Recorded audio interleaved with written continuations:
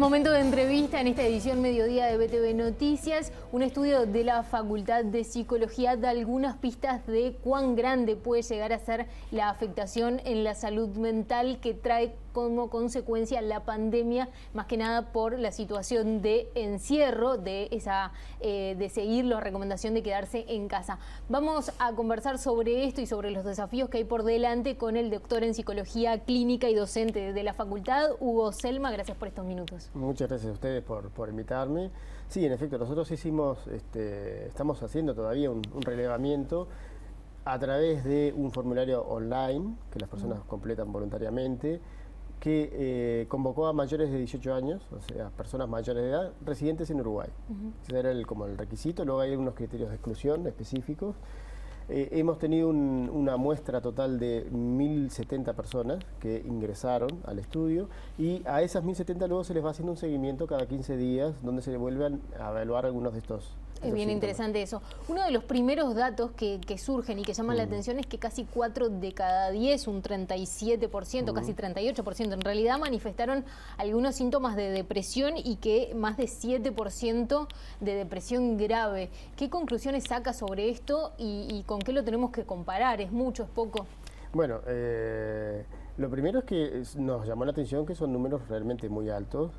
Nos queda el signo de interrogación respecto a la representatividad de la muestra. Cuando tú haces una convocatoria a través de redes sociales, no haces una muestra representativa, es decir, no es como cuando haces una encuesta de intención de voto que tomás personas de distintos barrios y demás. Está bien, pero haciendo esa salvedad de que no se puede decir que el 37% de los uruguayos tienen depresión, que no es lo que están diciendo, ¿qué conclusiones saca? Bueno, sacamos como conclusión algunas que son interesantes. Primero, que nosotros esperábamos que hubiera una repercusión en los síntomas, sobre todo al inicio, cuando las medidas de aislamiento eran más severas.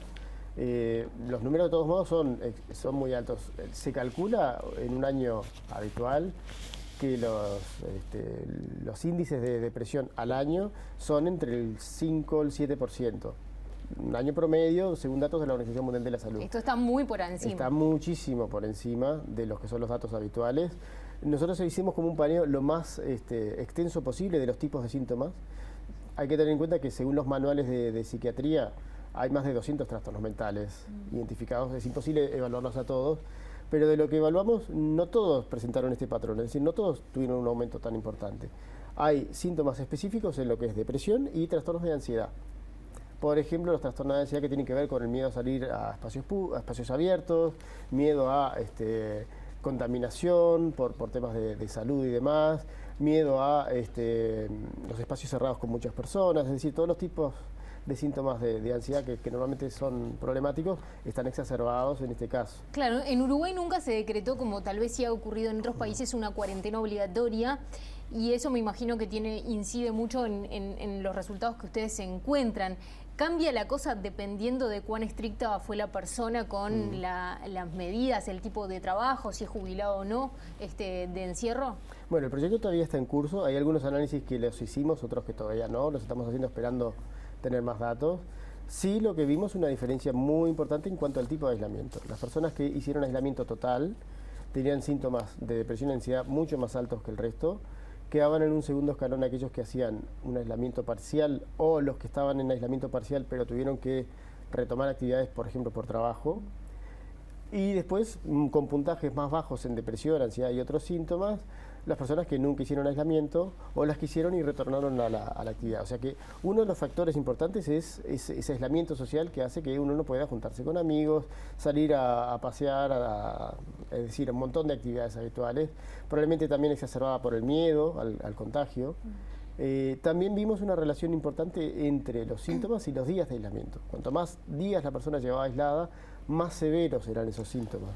Ni que hablar. Por eso en todo este tiempo se ha preguntado, pero tal vez sin números, sin cifras que lo avalaran, es a qué costo también cuidarse del COVID y cómo equilibrar la cosa para que, bueno, que la salud mental no se deteriore a un nivel que sea sumamente conflictivo. Y uno de los puntos que a mí me llamó la atención es un número alto de personas que manifestaron tener algún tipo de idea suicida. Un 13,5%, si no me equivoco. Sí, andaban en torno del 11-12% la primera tanda. La primera tanda, ahí está. Ahí evaluamos como dos cosas. Una es un test que evalúa un constructo que se llama desesperanza, que es un predictor de suicidio. Y luego hay una pregunta específica sobre ideas suicidas, donde hay dos opciones que son, por ejemplo, me gustaría suicidarme o me suicidaría si pudiera o si tuviera oportunidad. Entonces, en el primer instrumento, que es como más sensible, detectamos un porcentaje alto, un 11% o 12% aproximadamente, de los cuales un 2,5% con riesgo alto, con puntaje muy alto. Ahí se prende una luz una luz amarilla. Pero luego fíjate que con la otra, que es mucho más específica, entre las dos opciones de me gustaría suicidarme o me suicidaría si pudiera, era aproximadamente un 1% de la población. Si lo llevas a 3 millones, es mucha gente. Es muchísimo. Sabemos desde hace muchos años que el problema del suicidio es uno de los más graves en cuanto a salud mental en Uruguay. Fíjate que tenemos un país paralizado por 37 fallecidos, más los que se evitaron gracias a las medidas de aislamiento, y cada año fallecen 700 personas aproximadamente por suicidio. El costo de las medidas de aislamiento sabemos que es alto en todos los sentidos, en el económico, en el social, y justamente lo que queríamos evaluar es tratar de objetivar qué tanto es ese impacto, qué tan fuerte es el precio que se paga en lo que es la salud mental. Y con estos primeros resultados, ¿qué desafíos se abren por delante para la política pública y para la sociedad toda de repente? Porque todos podemos tener a un amigo, un hermano, un familiar, lo que sea, con algún tipo de señal de repente de que le está pasando mal o que esto le está generando un trastorno de este tipo que usted está diciendo. ¿Cuáles son los desafíos para abordar este tema? Bueno, lo primero es la detección precoz y la prevención en el primer nivel. Por eso es tan importante y agradezco particularmente la invitación a un programa como este. Es decir, cuanto más la gente sepa de este tipo de situaciones, más es probable que lo pueda detectar en sí mismo o en otros y que pueda pedir ayuda. Sigue siendo tabú hablar de los problemas de salud mental, ¿no? Sigue siendo tabú y, por ejemplo, hay un tema interesante con el suicidio que mayoritariamente es masculino. Hay un tema también cultural respecto a los hombres que tienen que ser fuertes y no pueden mostrarse vulnerables y les cuesta pedir ayuda. Por eso también es importante eso de la difusión y que haya muchos canales. Hay líneas de atención telefónica, por ejemplo.